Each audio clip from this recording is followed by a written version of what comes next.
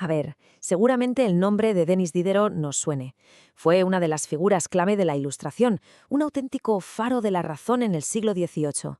Pero, y aquí viene lo interesante, bajo la superficie de sus obras más conocidas se escondían ideas, ideas tan radicales, tan modernas y sobre todo tan peligrosas que nunca se atrevió a publicarlas en vida. Fijaos en esta frase, son sus últimas palabras, nada menos, su testamento. El primer paso hacia la filosofía es la incredulidad. Es que no hay un resumen mejor para una vida entera dedicada a cuestionarlo absolutamente todo, desde la existencia de Dios hasta la propia naturaleza de nuestra conciencia. Y aquí os lanzo la pregunta que va a ser el centro de todo. Una idea que, de primeras, suena a locura, ¿verdad? Pero que fue el mismísimo núcleo del pensamiento secreto de Diderot. Un materialismo tan profundo que hizo temblar los cimientos de su época. Para entender bien sus ideas secretas, primero tenemos que echar un vistazo a su faceta más pública, la del líder de uno de los proyectos intelectuales más ambiciosos de la historia. Durante más de 20 años, Diderot fue el alma, el motor de la enciclopedia. Un proyecto monumental, un diccionario de las ciencias, las artes y los oficios. El objetivo, al menos el que se declaraba, era increíblemente ambicioso: recopilar todo el saber humano y con él difundir la luz de la razón. Pero ojo, que nadie se imagine esto como un proyecto académico tranquilo y calmado. Para nada. Esto era una guerra cultural en toda regla. Diderot era un maestro en ocultar críticas feroces a la religión y a la monarquía en artículos que, en apariencia, eran totalmente inocentes. Y claro, esto le costó muy caro. La obra fue prohibida y él mismo acabó en la cárcel. Esta persecución constante le obligó a guardarse sus pensamientos más extremos para sí mismo. Y es justo aquí donde nos metemos de lleno en su filosofía secreta. Diderot se topó con un problema fundamental. ¿Cómo es posible explicar la vida, la conciencia, el pensamiento, usando solo y exclusivamente la materia, sin tener que recurrir a un alma inmortal o a un Dios creador? En su época, la respuesta estándar era muy sencilla. Los seres humanos tenemos un cuerpo material y un alma inmaterial. Punto. Pero para Diderot eso era como una excusa, una forma de no responder de verdad. Así que su propuesta fue mucho más audaz, mucho más extraña. ¿Y si la sensibilidad no fuera algo ajeno a la materia, sino una propiedad fundamental de ella? Propuso que incluso una piedra poseía una sensibilidad inerte, o sea, un potencial para poder sentir. Para explicar esta idea, que suena tan rara, Diderot usó una analogía que es sencillamente brillante. Imaginamos que molemos una estatua de mármol hasta hacerla polvo. Luego ese polvo lo usamos para nutrir la tierra donde crecen plantas. Y finalmente una persona se come esas plantas. ¿Qué ha ocurrido? Pues que a través de procesos puramente naturales, el mármol se ha asimilado, se ha animalizado. Esa materia que creíamos inerte ahora es parte de un ser vivo, de un ser sensible y pensante. Vale, de acuerdo. La materia puede volverse sensible. Pero esto nos lleva a una pregunta todavía más complicada. ¿Cómo esa simple sensación se convierte en un pensamiento complejo, en una idea, en un razonamiento? Pues para explicar esto, Diderot recurrió a otra metáfora potentísima. Para él, la mente no es un fantasma que vive dentro de una máquina. No. La mente es la propia máquina. Es un instrumento que se toca a sí mismo. Diderot imaginó el cerebro y todo el sistema nervioso como un clavecín sensible.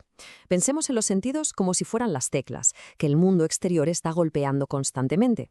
Esos golpes hacen vibrar los nervios, que serían las cuerdas del instrumento, y la vibración que queda, la que perdura, eso es lo que llamamos memoria, una especie de melodía del pasado.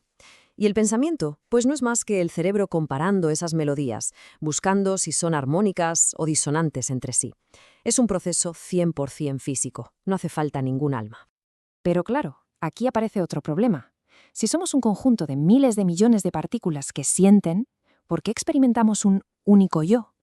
¿Cómo se forma una conciencia unificada a partir de tantísimas partes? Para Diderot, la clave de todo esto estaba en una distinción que es fundamental: la diferencia entre contigüidad y continuidad. A ver, un montón de canicas es contiguo. Las piezas se tocan, pero cada una es individual. Pero si esas canicas se derritieran juntas, formarían una masa continua, un todo unificado. Y Diderot defendía que los seres vivos somos precisamente eso, un todo continuo. La metáfora que usó para esto fue la de un enjambre de abejas.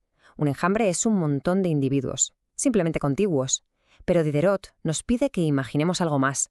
¿Y si sus patas se fusionaran? ¿Si se convirtieran en un tejido continuo? Pues que dejarían de ser miles de abejas para ser un único y extrañísimo animal.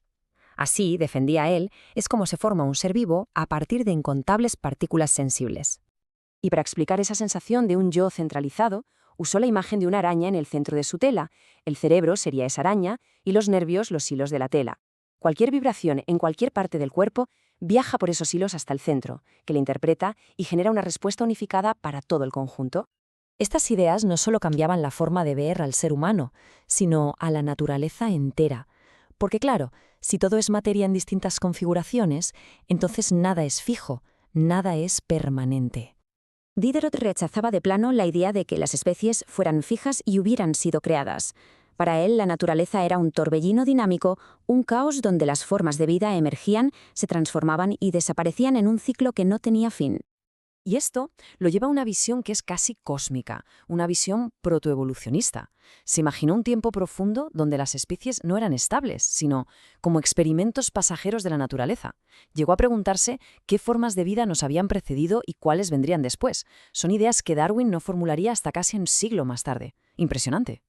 Entonces, ¿qué nos queda de todo esto? ¿Cuál es el legado de estas ideas que Diderot tuvo que esconder con tanto cuidado?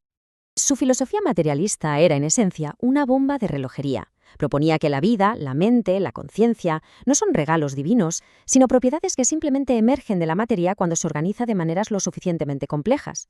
No hay un fantasma en la máquina, es la propia máquina la que siente y piensa. Lo que es de verdad increíble es lo modernas que nos suenan hoy estas especulaciones del siglo XVIII. Vamos a ver, cuando la neurociencia actual nos dice que la mente es lo que el cerebro hace, está haciéndose eco de Diderot. Cuando la biología evolutiva nos muestra una naturaleza en cambio constante, está confirmando su visión.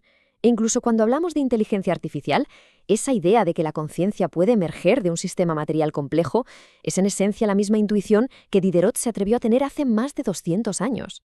Y así, el pensamiento secreto de Diderot nos devuelve a esa pregunta con la que empezamos, pero ahora con muchísima más fuerza. Si solo somos materia, complejas organizaciones de partículas en un universo en un flujo constante, ¿quiénes somos en realidad? Es una pregunta tan provocadora hoy como lo fue en el siglo XVIII y nos deja pensando, ¿verdad?